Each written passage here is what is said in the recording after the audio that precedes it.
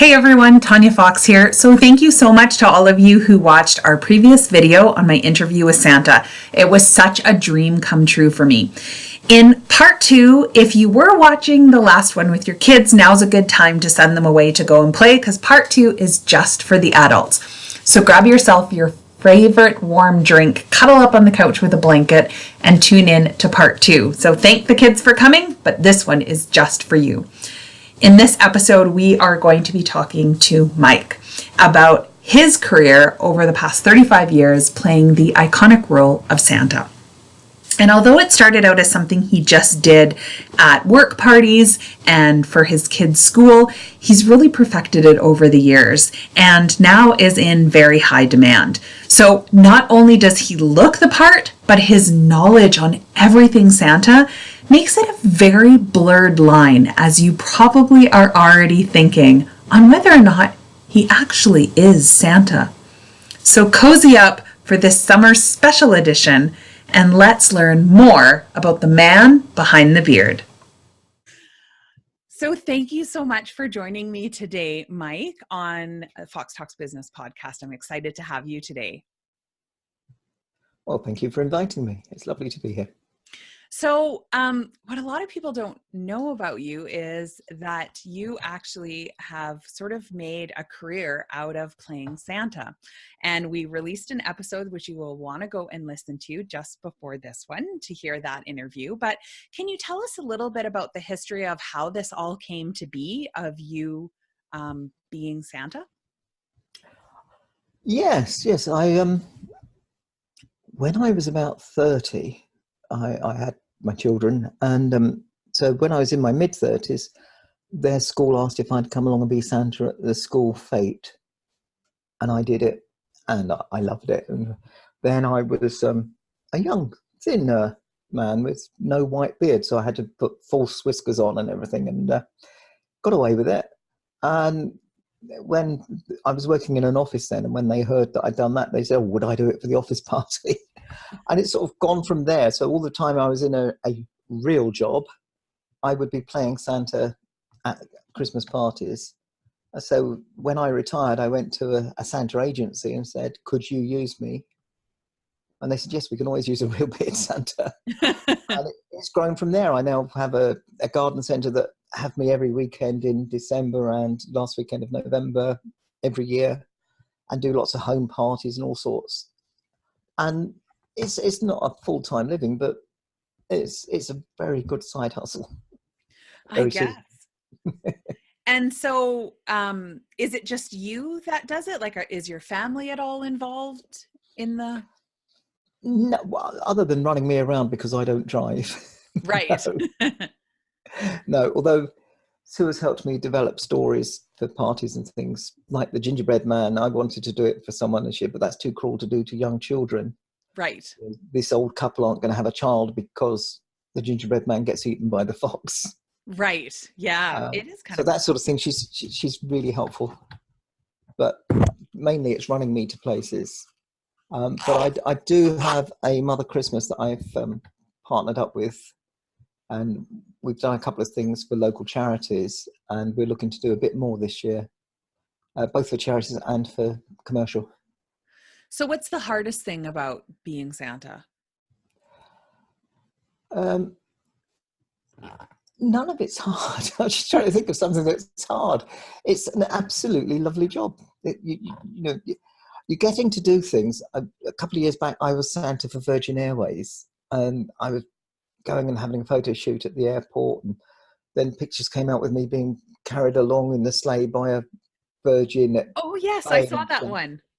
And it's the sort of thing people would pay to do it as a red letter day, and I was getting paid money for doing it. That's what I love about it, is you just do so many different things. This Christmas I was on the London Eye, the big Ferris wheel. Okay. As Santa. Did adverts for an Italian restaurant, and did adverts for Coburns Port, where they set up a Santa club in Mayfair for actual Santas working in London could go and have a free glass of port after they worked. And we did the advert for that and lots of stuff like that. And but the main pleasure is working with the children.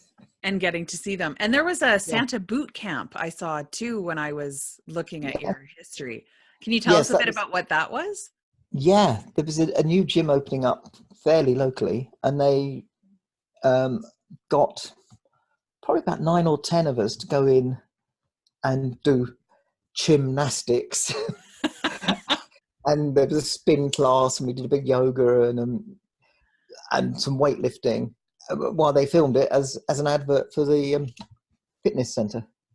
So you really get to kind of do a lot of different stuff. But I'm assuming that getting to interact with the kids and seeing that wonderment is probably, you know, in so much joy and wonderment, especially hearing what they ask for. I'm sure you get, what's the one of them? I'm sure you get so many, but what are one thing that you've heard that somebody's asked for Christmas that kind of maybe took you by surprise or really touched you? Yeah, I was at a school in Liverpool. It was part of a national campaign that a supermarket was doing, where people who got picked in the lottery got their their food delivered by Santa and some reindeer. And meeting the children in the playground, this little girl came up to me. She must have been about 6 or 7, and said, "Santa, my brother has his wife's just had a girlfriend last year, and he and my mum aren't speaking. And I've never met her. Can you sort it out so that I can see my niece?" Oh, And sort of breaks your heart. And I had to say, well, the grown-ups are so silly, aren't they? I'll see what I can do, but I can't make any promises, because obviously they may make up, they may not. But it's that sort of thing. You just think, oh no. And I this year I had a little blind girl who was the originator of that thing about wanting the children to be at home and having meals. And I thought, this is a 10-year-old blind girl, and she sees it so much more clearly than so many of us grown-ups do. yeah, it's just the intelligence that they have for seeing things as it is amazing. So to see that so often must be an incredible experience for you. Yeah. I mean, you get an awful lot of, I want an iPhone. I want the iPhone 10. I've only got an iPhone 6. I want. But you do get that other side as well. Yeah. And I guess that's so last year, what was the like iPhone and electronics probably the most requested thing from kids? They were certainly the things that stood out, but it depends on the age of the child. Yeah. Very small children want things like a Peppa Pig, Paw Patrol, the new Paw Patrol Watchtower, Right. things they've seen on TV, and they want the toys that go with it. I remember bringing my son to see Santa and he would never sit on his lap. He would just stand at the gate and yell it at him. But he asked for a lint roller and a whiteboard. Mm. He just kind of looked at me. I'm like, say yes, say Yeah. yes. Like, Yes, let's get out of here.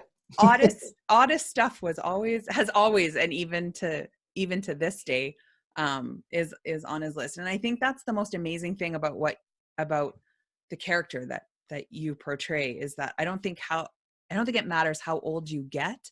There's so much more than just asking for the gifts. Like, I think it goes so much beyond that, for people understanding, charity and, gratitude and stuff like that. And I find, do you see that we're kind of getting back maybe to a little bit more of that, or do you find that it's getting greedy over the years? Um, I think as Father Christmas, you do get to see a lot of greed, but you also get to see the really good side of people. Yeah. I don't think as a society we're getting much, much worse than we were in terms of greed. Politicians, maybe. That's the same here in Canada. Yeah. So you live over in England, which I'm sure Yep. people can tell from just hearing your voice. But have you ever traveled anywhere else to be Santa outside of there? Like, you must get requests because your resemblance is uncanny. I haven't. I mean, America is the huge market for Santas, but they've got a huge number of Santas there already.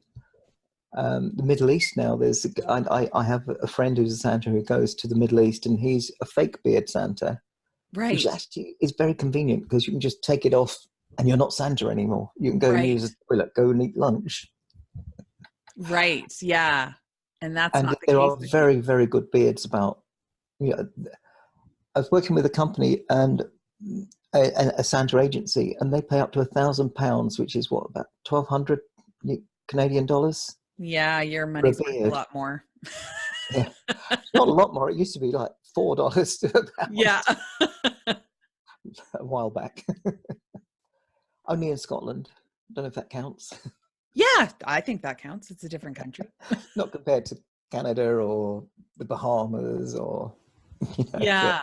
yeah, So you've been doing this for 30 years, you over said? 30 years. Yeah, Yeah. probably about 35 years now. And any desire to hang up the coat? No. It's such a joyous thing. I can't I, even imagine. it's wonderful. I mean, all year I'm thinking about it and trying to think of new things to do, new things to use. And to be fair, Sue gets a bit fed up with it. She says, "Look, it's May, it's June. Let's not do Christmas today." Right. I bet that can probably be, yeah, it is something that Kind probably of wearing. consumes you during that time of year. Yeah, yeah. And so you have kids. So what is that like for them? Um, they didn't know I did it when they were younger, Right. and now my grandchildren don't know that I do it, and the kids do know, and they play along with it. But they don't let their children know. Yeah. So do you But ever see them or they'd know it was you? they would, yeah, Yeah. yeah, yeah. I think our very first grandchild, her first Christmas when she was only 8 months old, I did Father Christmas. So we have a photograph of me as Father Christmas with her, but not with any of the others because by then she would have known. Right. And then, yeah, and then Yeah. you lose it. That could be a tricky thing to do too, because you don't want to lose the magic for them. No, exactly. Yeah. I mean, maybe once they're no longer full on believers, they might want to help them be elves. Yeah. That would be fun. But Christmas that's my season. That's my holiday. Yeah. I love everything about it. Yeah. I think most people do. It's, what's not to love about Christmas? Yeah, exactly. I love everything about it. Like it's as soon as the first Christmas movie hits TV, I'm all over it. Like So about July then. yeah, it's not that bad, but usually like October we get like one that might come out, but November it's full bore. Like as soon as Yeah. Halloween is over, like forget it. That's it. Yeah. And you got So, like the Hallmark Channel, which sort of non-stop Christmas movies. oh yeah, yeah, and fire logs and like it's just yeah, and every year I watch the classics and so does my son. Like it's just not Christmas if he hasn't seen, the traditional Rudolph and Frosty and, Yeah. Arthur Christmas was a very big one for him. Yeah. Um Riddle on 34th Street, the remake with Richard yeah, Dante. all of them. We watched the Yeah. original one of that one, but yeah, that's Yeah. just what we do every year. And a lot of them we've now bought on Hmm. DVD and now we just kind of play them when we want to. But yeah, Yeah. it's such a joyous time. Like it's just It yeah. is. It's wonderful. So what did you do before you were Santa then? I just had an office job. I worked in financial services in various roles, project manager, um, a communications manager for a time, which I really enjoyed, producing an in-house magazine and sort of sending out communications. It had its downside. We had a director who said, "Look, we now have a requirement that we keep all of these communications for 6 years and then we can destroy them." He said, "But if you're going to destroy any, take a photocopy first." What? It turned out it meant microfiche, which is what we had in those days, like the Right. microfilm rather than computer records. Well, wouldn't I just keep the original paper then? Well, exactly. If you can take a photocopy, why not keep the original? But he actually meant microfilm. And then so what did you do? So then did you retire from that or did you just kind of move from that job into Santa? No, I retired. I retired a few years ago now. which is when I moved into then doing the much more Santa work. There's an agency over here called Ministry of Fun, and they had a film on the TV called Bad Santas, where they took 4 unemployed people and trained them to be Santa Claus or to portray Santa Claus. And I contacted them, and they said, "Yeah, we can always use a real beard Santa." And called me in for an interview and gave me a job. And that's where a lot of the exciting jobs come through agencies. Right. It's sort of the more normal, like visiting nurseries, doing some charity work, home visits, and my grotto. They're all things I find myself. Right. But the agencies get the exciting film jobs.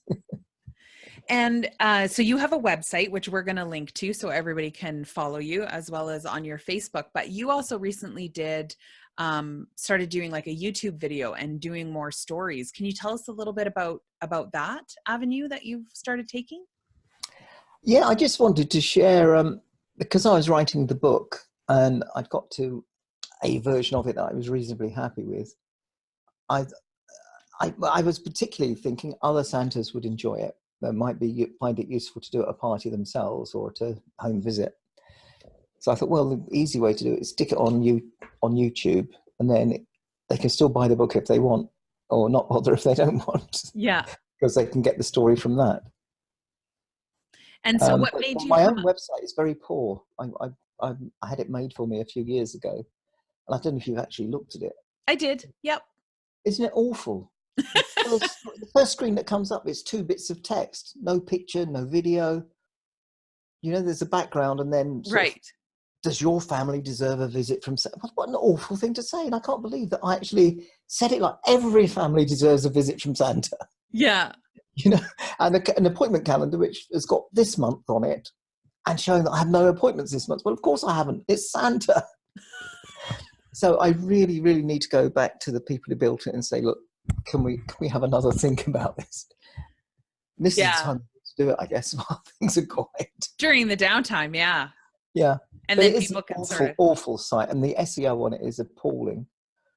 I should really put some working on it, but it's like all these things, isn't it? There are jobs you want to do and jobs you have to do but don't want to do, and the jobs you have to do that you don't want to do in a business are very much the ones that fall by the wayside. Oh, yeah. I love writing adverts. I love advertising on Facebook groups, and I love talking to people and going to see people about setting up some work later in the year, but sort out the website. Oh. Yeah. And sometimes you just have to hire out because it's easier. Yeah.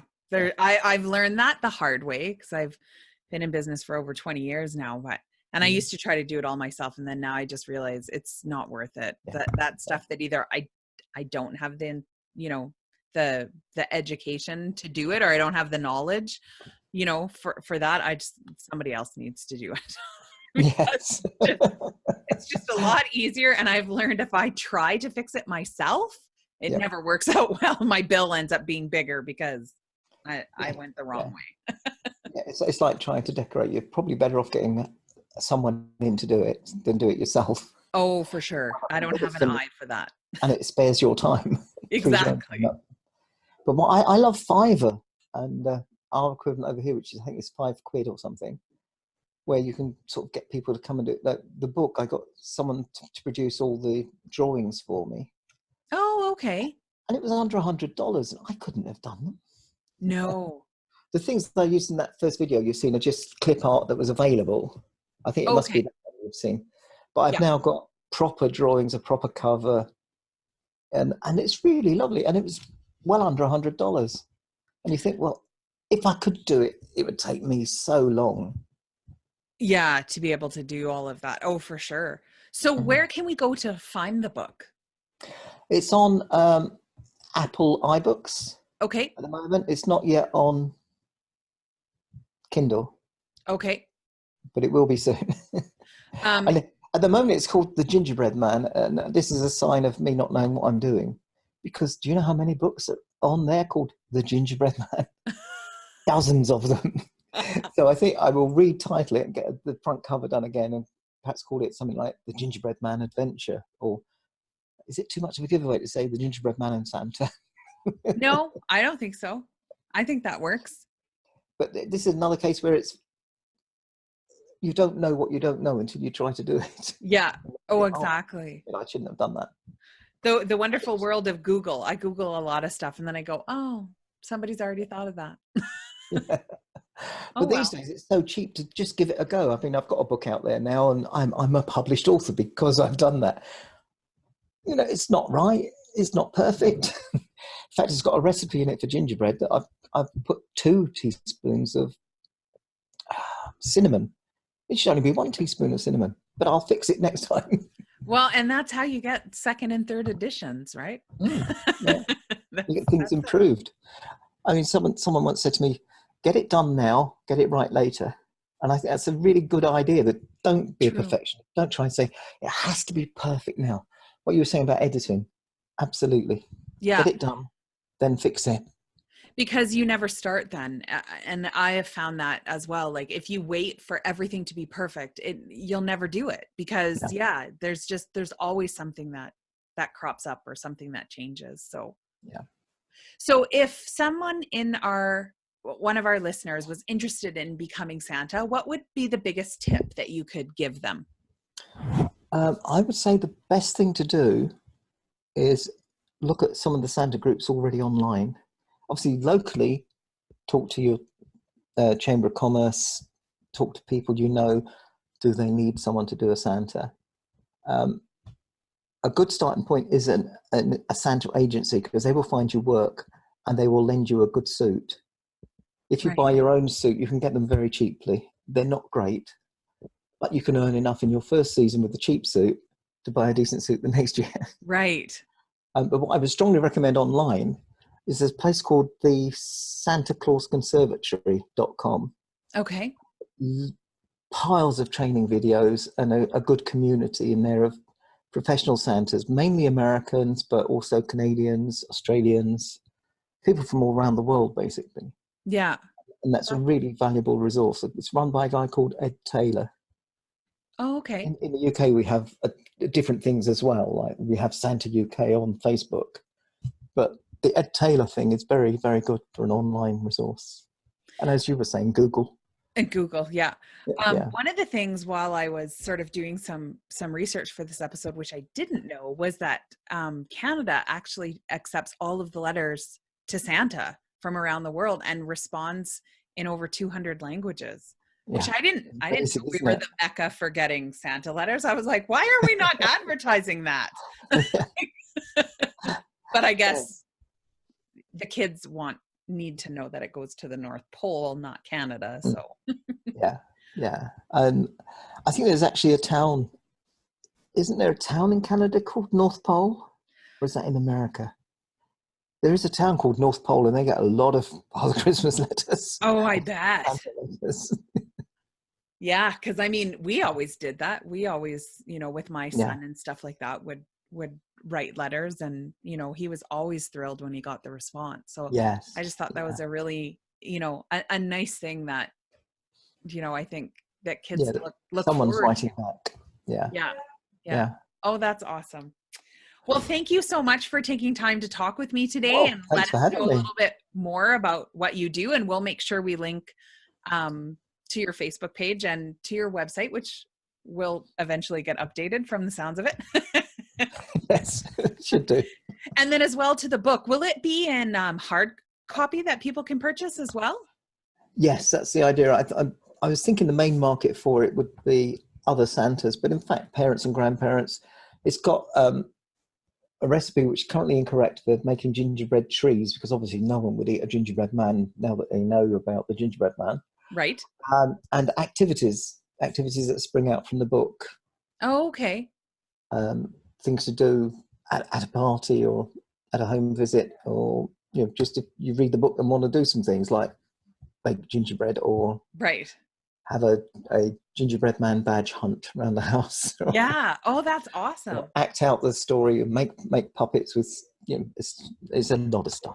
Best to just see the book. Well, you'll definitely have to keep me posted when it's available, because I know I absolutely want to get my copy, my hard copy of it, so that we can read that along with our 'Twas the Night Before Christmas, which of course I think I know it off by heart. Can you rattle off the reindeer?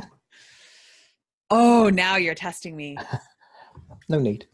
Dancer, Prancer, Comet, Cupid, Donner, Blitzen. Nope, now I lost. What am I at? Well, of course, Rudolph. Who did I Rudolph's miss? the addition. He's the ninth, isn't he? Yeah. Well, I don't think we've had Missed Dasher somebody. yet. Oh, yeah. Dasher and Dancer. Dasher, Dancer, Comet, Cupid, Donner, Blitzen. Got a Prancer. I always remember it with a little rhyme.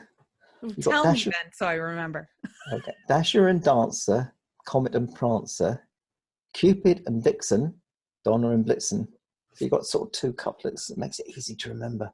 That makes it so much easier. But of course, you The would cheat. know. You're Santa. When I'm doing the whole story, I know. So I will work on that so I remember all of them. That'll be my homework. Reindeer are fascinating creatures. They're worth looking at too. Yeah. You know, they can smell their favourite lichen through, I think it's something like 2 yards, 6 feet of snow. Oh my They can gosh. smell the reindeer moss that they want to get. That's why I made the story with Dasher's nose getting us to the lighthouse, because they do have a brilliant sense of smell. That's amazing. Well, your dedication to it is incredible, and it shows in all of the work that you do and all of the videos. So I'm excited to continue following you, and thank you so much for taking time. Thank you for inviting me. It was lovely. It was such an honor for me to have Mike come on the show, not only because it gave me an opportunity to interview Santa, but to be able to get to know him a little bit better. And this is just another one of the ways that social media impacts our lives. I actually met Mike initially because of a Facebook group that we're both a part of. And we connected on there. And then I pitched him the idea of a collaboration that I wanted to do for this interview. He was absolutely all on board.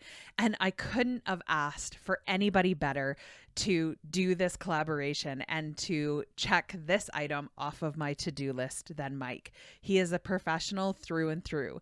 And in part one of this interview, there was actually no scripted questions. The majority of the stuff that Mike said was just coming up off the top of his head, which is amazing to me. I know most of the time in the video, I had to sit there and think, don't sit there with your mouth open, because I was just amazed at the answers he was giving me. Definitely not something I was expecting. But that is what makes Mike such an amazing Santa. We are going to link you to all of the areas that you can find Henley Santa yourself, as well as some of the areas, if you're interested in becoming a professional Santa, that Mike had listed. So make sure you head over to our website at foxtalksbusiness.ca. You'll be able to see the tab at the top that says blogs, and you'll be able to see Santa's amazing face. Just click there, and you'll have access to all of the links. I want to say a huge thank you to everybody who takes the time to give us a rating and review wherever it is that you listen to your favorite podcast. We are so excited to get them, and it just warms my heart every time I read one of your messages. So thank you so much for that. And don't forget to hit subscribe so that you can know all of our upcoming episodes as soon as they're aired.